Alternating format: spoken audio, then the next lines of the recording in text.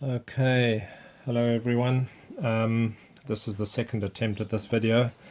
The first one that I tried during the week, my phone cut off after about 3.5 minutes. I think it had run out of storage space.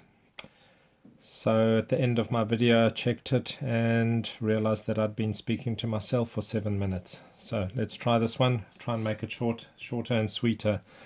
Tends to record a bit too much. I talk too much. Okay, this was on the tape method for canopies like that one, anything where there's quite a bit of framing work, especially straight framing work, which is quite easy and quick to do with this tape method. So I have a few glass pieces. Glass does work the best, but anyway, grab whatever you can that isn't a plastic thing. I don't know if metal would work. Maybe glass is the best. The small pieces are quite nice to handle, but I suppose if you end up with a bigger piece, that's not the worst either. So you can see that I've ended up with a variety here as the time goes on, and what I actually recommend is get the tape down, and whenever you spray a few colors, you can touch up and get ready with pieces. So you can actually have a range of tape prepped for usage, dry and everything, way in advance of actually needing it. A lot of the common colors. Right, so let's actually get to this one now. Let's put these aside before we get to a demonstration. So these,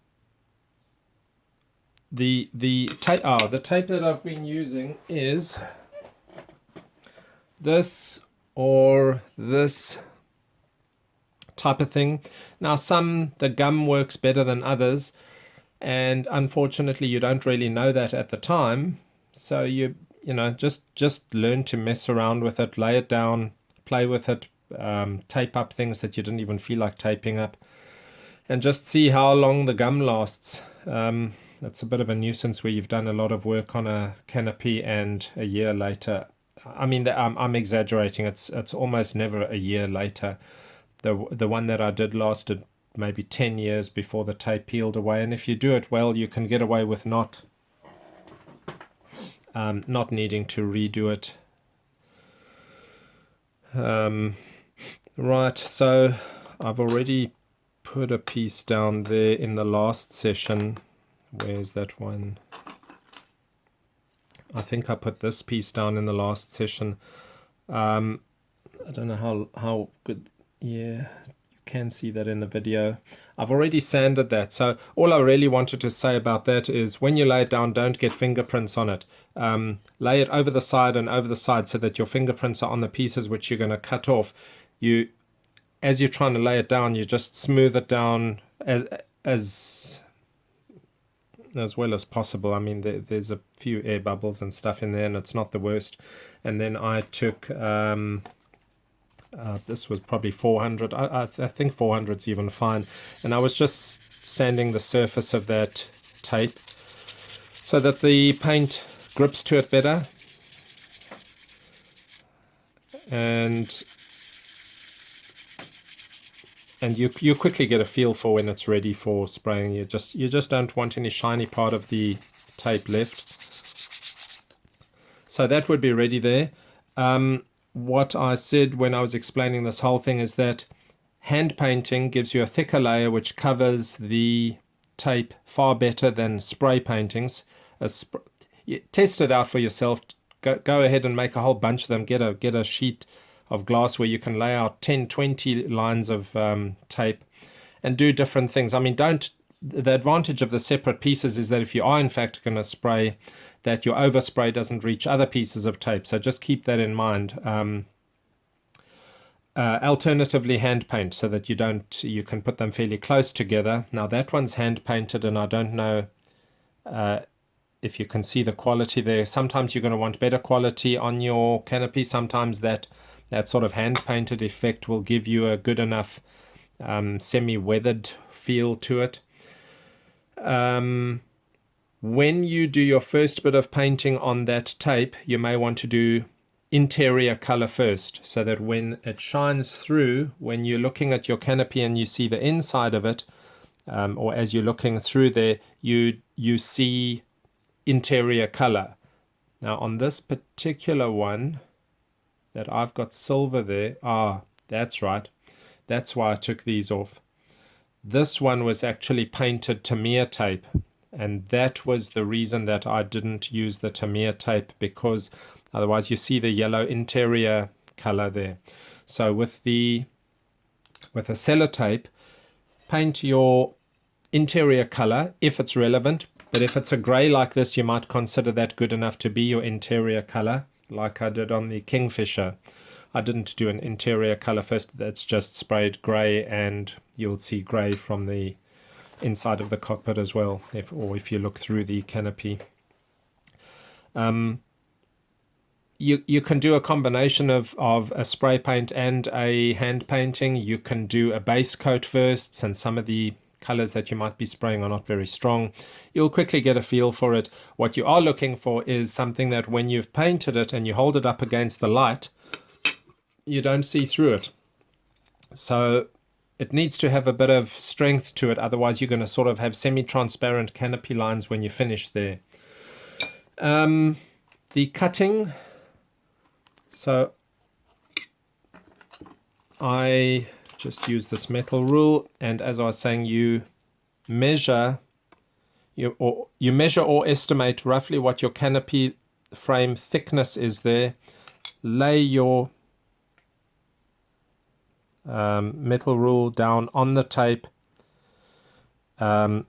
visually checking, or you can measure with a separate ruler and make sure you've got it right.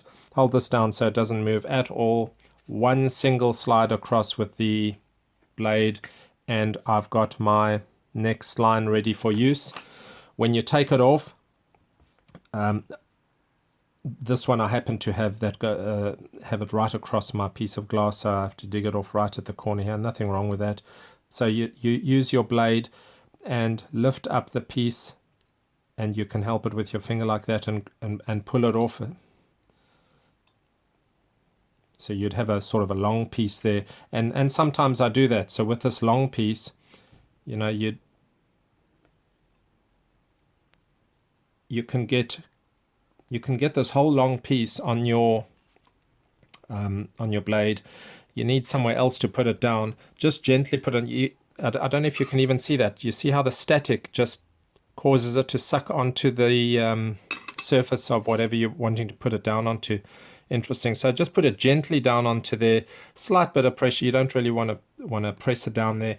And you can measure whatever you wanted to cut there. So let's say I wanted to cut this end piece there. You can just roughly measure it there, cut it off, pick it up, and put it on. I'll do one for you now. I'll do that one. This is just a bit of a test canopy here. So I can cut that off a bit larger. Grab that there. As I said, it's not sticking down very well. And I could put it on over here. Now, notice that, I don't know if you can see that in the video, even the static sucks it onto the canopy while I'm trying to put it down. You just gently position it. So that looks pretty good there. Now, try not to touch this as much as possible with fingers, or just make sure that your fingers really are dry. I mean, you can touch it with the blade, but it's not the worst if you just needed to position it a little bit with fingers, though I would recommend, as far as possible, don't touch it with your oily finger surface. Now, see what I did there?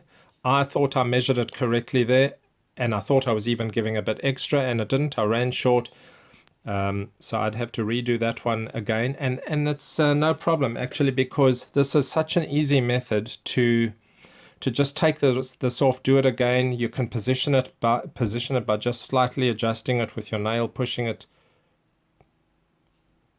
to where you regard it as nicely dead center. This Harvard canopy has got really nice lines to center things. The Kingfisher didn't have such good lines. Now, you don't even have to lay another line there because the nature of this method allows you to even put on extra pieces there without it really making much visible difference. So I've just tweaked that up, and that canopy line is basically done, that piece of canopy frame. Plan your frames such that you can do the cross pieces. You could maybe lay that one first, that piece, and the ends will be covered by that cross piece, and this cross piece's ends will be covered by that piece that went over there, and such you plan it for as much as possible that your last pieces keep everything down. So this piece at the bottom would then keep those pieces down. So you can just play around with that. This Harvard canopy can be done, doesn't take long at all, except for the little curved pieces there. And actually, I just want to try something while we're doing this, because I haven't tried to see if how much this bends on that kind of curvature. Obviously, it'll lift up a little bit on one side, so this is certainly not ideal. I'm not recommending this as the actual method to do a curve. You'd have to sit with a stencil and cut out a curve on a separate piece of painted tape. So yeah, you can see that this curve really isn't going to go well there. It's going to be lifting up, and it's just not the right way to do it there on that curve.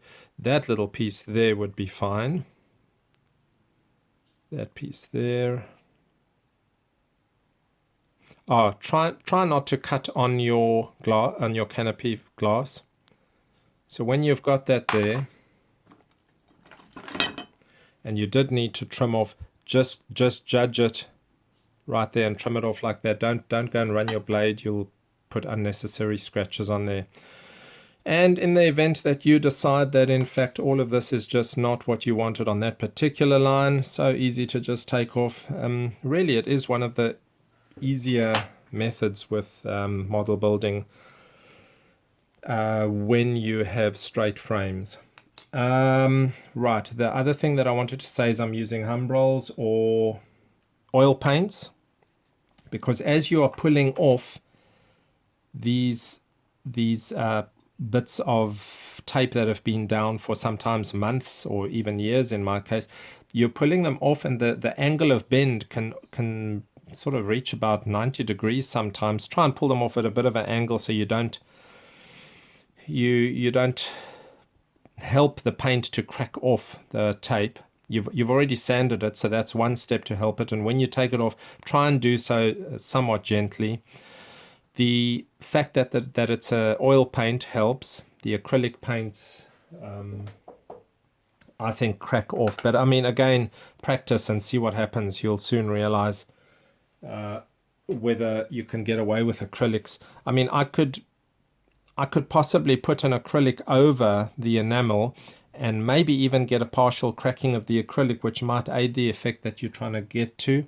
You can also weather your framing. So this one, although I haven't actually weathered that grey and silver, it's hand painted, it looks weathered. But with this grey one, I could take maybe a light silver or aluminium or whatever weathering style you want to do, and just run a bit of light watercolor over there, or even just touch here and there in spots. And you can do pre-weathering so that by the time it's on your canopy, it's all done, or more done than not, leaving you with less work to do in the end. Right, what else did I need to cover here? So it's the type of paint. Some of the tapes are slightly stretchy, so when you pull them off, you're actually stretching the tape but not the paint, and I have seen that all the paint will just crackle off. So I suppose if you find a nice tape that works, stick with it. I can't really think of anything else that I had to say about that. If you were going to do a interior color first, if you were going to spray that an interior green, maybe spray a, or hand painted, whatever you choose, do a primer coat, a sort of a mid-grey, because let's say your canopy happened to be like a Reno racer or something which was red, you may not have the best coverage of green with a red, or you may on your interior side still have a bit of red shining through, so just plan to separate your colors. A spare piece of tape for practicing would quickly show you what the end result would be. Okay, I think that's it. Let's not waffle on forever. Let me try and get this uploaded. Cheers.